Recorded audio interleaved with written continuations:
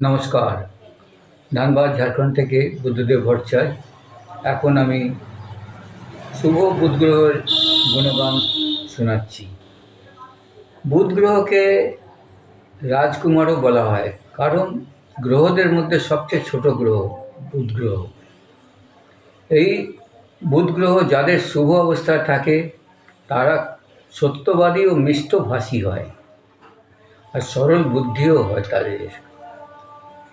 তারা পরোপকারীও পর্যন্ত হয়। যদি গুণাক্ষরে কোথাও জানতে পারে যে অমুকের এই প্রবলেম আছে, তার একটু হেল্প হলে ভালো হয়, সে নিজের থেকেই উপযাচক হয়ে চলে যায়। এদের উপস্থিত বুদ্ধিও কিন্তু খুব ভালো।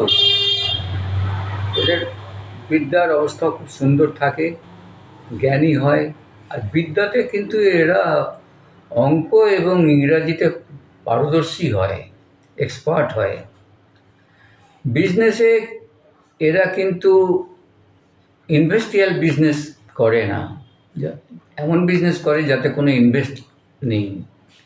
আর যদিও হয়তো খুবই সামান্য, যেমন ধরুন একটা শোরুম নিতে গেলে, একটা অফিস করতে গেলে যেটুকু খরচা লাগে সেইটুকুই।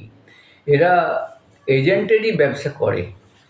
এজেন্ট মিন্স হয়ে গেল আপনাদের দালালি, যেমন আপনার ব্রোকারিতেও এসে যায়।